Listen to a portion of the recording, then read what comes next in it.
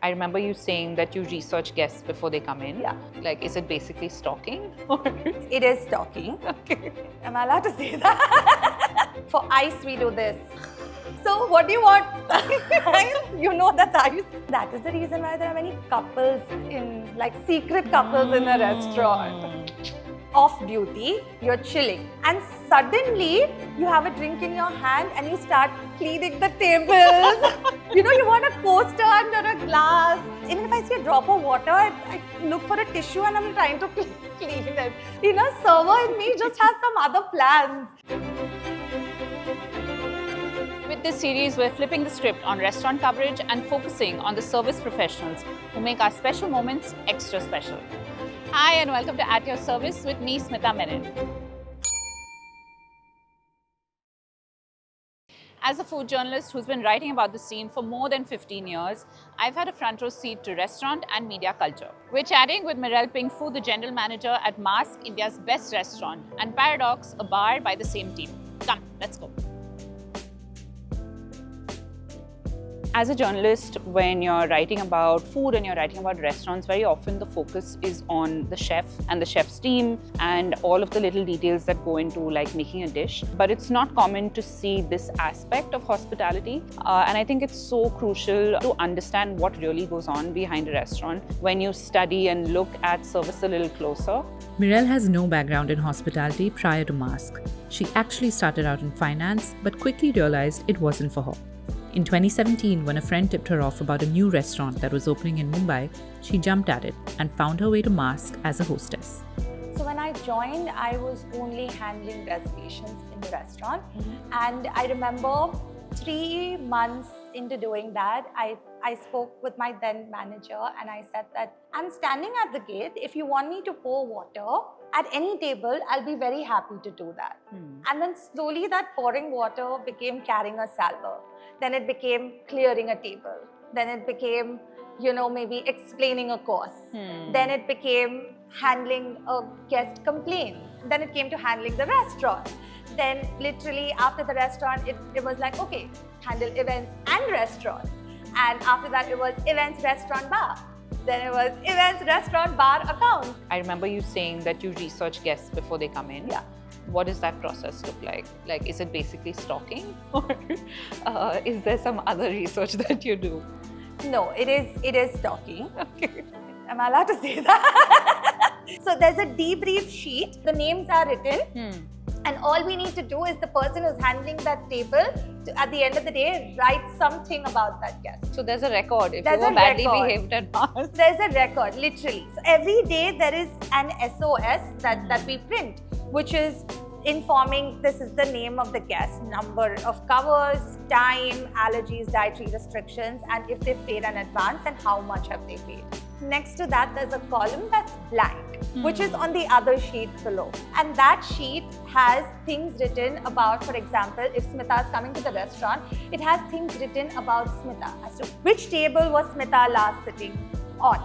Wow. Okay, what did Smita not like? What did Smita leave? Because you had a bite and then you left, maybe it wasn't to your liking. Did she take like 2 hours to complete her meal? Does she drink?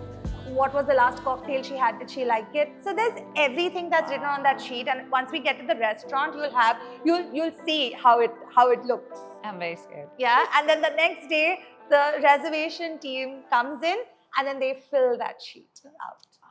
Being able to pull off everyday details requires solid communication and customized systems. So we do a lot of sign languages in the restaurant.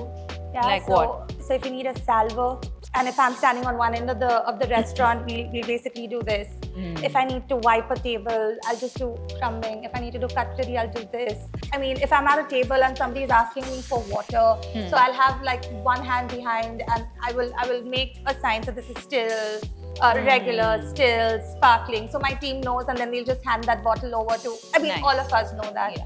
For ice, we do this. There's no way we say ice, right? Yeah. So what do you want? You know that's ice. How does Mask make sure the right diner gets the right plate? Through an internal coding system, of course. So we know that one person is going to be no lamb, one person is going to be no pork, right? But how do we know who's that person? Rather than going and asking them 10 times. So every table has a cover number, and then we'll write, okay, cover number 3 is no something. Cover number 4 is allergic to something. You know, here they've written cover number 1 is celebrating their birthday. So he calls for everything accordingly.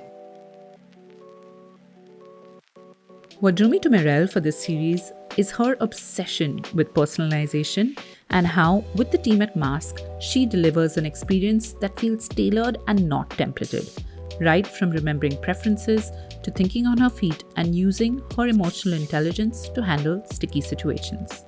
We always try to do something special for all our guests. Even at the reservation phase, to ask, would you be celebrating an occasion with us?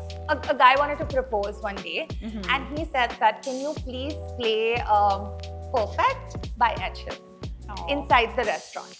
And while there were 60 other guests sitting, and we had to apologize and say that, sir, we have a selected menu. You know, we'll have to disconnect everything and then basically play a song. Will it be okay if we avoid playing that song? So he said, yeah, okay, no problem. I was just trying to ask. But then we realized that we have one course inside the kitchen. And that as soon as they went to the kitchen, the team started playing Perfect loudly. Then we told him that, please, you know, we'll play the song in the kitchen, and then you can do your proposal inside the kitchen. And that's how that proposal happened. In service, the ability to read and navigate feelings and emotions is part of the job, and people who work in the industry know when to push, when to negotiate, when to smile, and how to do damage control. Okay, so being in the service industry, I'm guessing that you have by now a fairly good reading and understanding of human behavior. What do you say to calm someone down? Do you have like go-to lines, or do you like maybe send them a free glass of champagne to just like tide things over? I do not say anything, but I make it a point that they know that I am listening to them. Yeah. All you say is, yes, I understand. We will figure this out. Please give us some time. We will get back to you. These have worked for me. But once the situation has calmed down, people genuinely realize maybe they've had a bad day. Maybe something's going on, and they're not angry at you. They're not yelling at you. Yeah. They're yelling at the situation. Yeah. Right? Yeah. So it has made us realize that as well. At the end of the day, all we want is for someone not just to hear us, but truly listen to what we're saying. To be on the receiving end of that kind of intimate attention is real luxury. While professionals like Mirelle spend their days trying to work out how to make their diners feel special, often we don't even consider how a server's day might be going. Has there been a time where you've been dealing with, say, a personal crisis and you've had to come into work and like put on your show face and just deal with it? See, once you choose hospitality as your career, the lines between literally professional and personal are sometimes blurry. Yeah, Why do you say that? Because, you know, there are times you may not be able to attend a festival or like a family gathering because there is something important at work that you've committed to. Yeah, because these are the dates where everyone's celebrating together, right? And if that happens, you know, you have that stress that your staff's going to be short-staffed, right? So there's a lot of like going back and forth with it. So I just think that, yeah, sometimes that does happen. I want to say something else, but I will not. No, please do. Please feel free. I think that is the reason why there are many couples in, like secret couples in a restaurant. No? Good service really makes you feel seen in a way that a dish just can't. A dish can comfort you, but great, thoughtful service really stays with you. And that's what brings you back to a restaurant.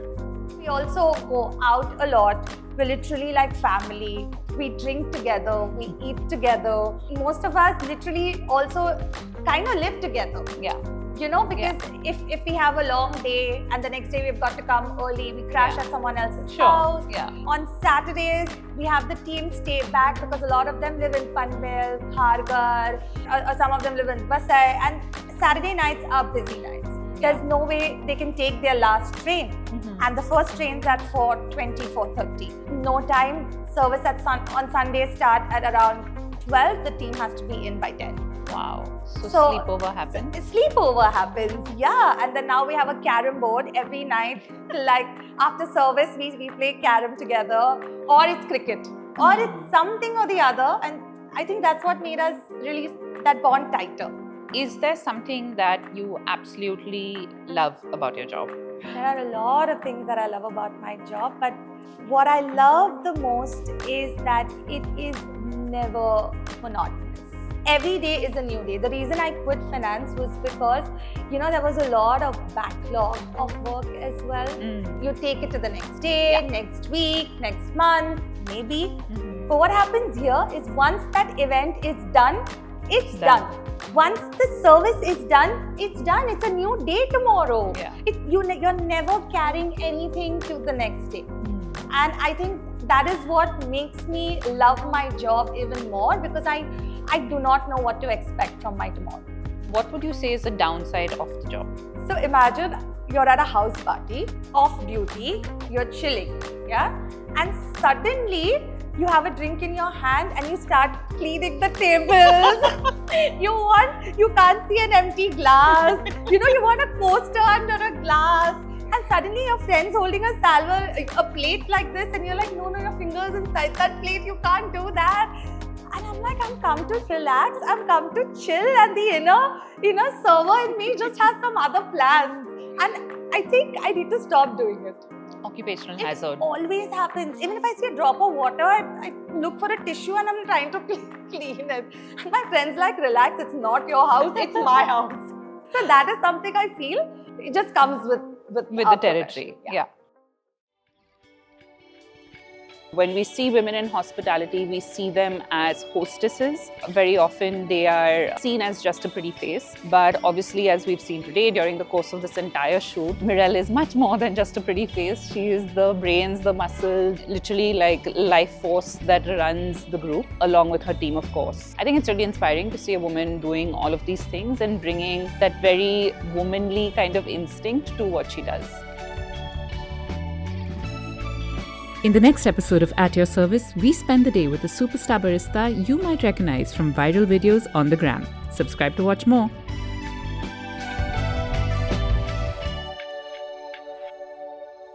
Yeah, see, I'll show you all that sheet, huh? See, this is how it looks.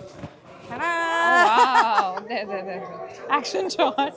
I know a little too and too. I'm sure this is going to make it.